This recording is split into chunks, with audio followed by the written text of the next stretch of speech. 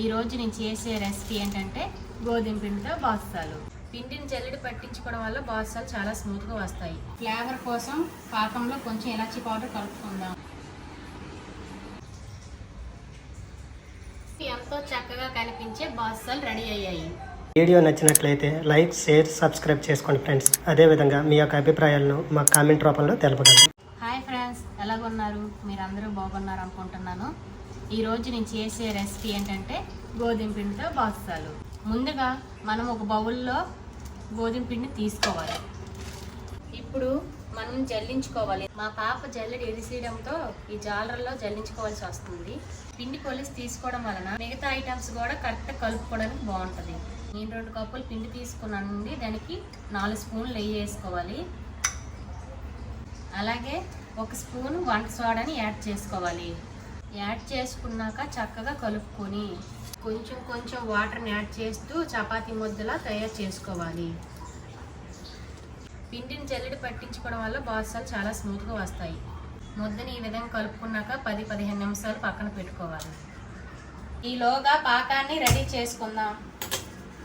ముందుగా బౌల్ పెట్టుకొని 2 కప్పుల పిండికి 2 కప్పులు షుగర్ తీసుకోవాలి.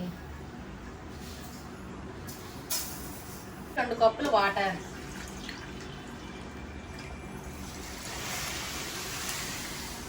పంచదార అడుగు పట్టకుండా కలుపుతూ ఉండాలి. మధ్య మధ్యలో మూత తీస్తూ పంచదార పాకాన్ని కలుపుతూ ఉండాలి.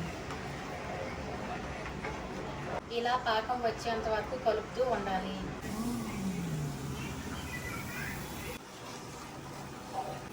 ఇంకా పాకం రెడీ అవ్వలేదమ్మా?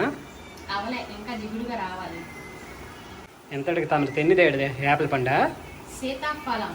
పాకం రెడీ అయిపోయింది కనుక ఫ్లేవర్ కోసం పాకంలో కొంచెం ఇలాచీ పౌడర్ కలుపుకుందాం.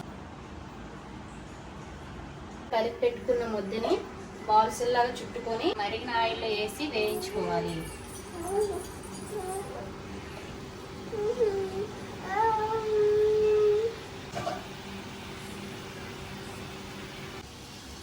బాగా వేగిన తర్వాత తీసి పాకంలో వేసుకోవాలి.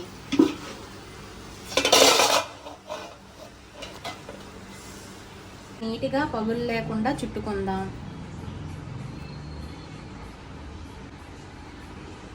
ఇలా చుట్టుకోవడం వల్ల చూడడానికి చాలా చక్కగా కనిపిస్తాయి. ఇవ్వండి, ఏమిటి స్టార్ట్ చేస్తారు? ఇంకెలా వేసాం? ఏం తల్లి ఇస్తాం? ఆగమ్మా, అచ్చే ఆగరా తల్లి, ఇస్తానులే అమ్మా, నీకేనమ్మా, ఉండరా. అర్రే, ఇంక వేగలేదురా తల్లి. ఆగ చూడు, అన్ని పచ్చిగా ఉన్నాయి. అరగంట సేపు పాకంలో నానబెట్టి ఉంచుకోవాలి. అప్పుడే స్పాంజీగా బాగుంటాయి.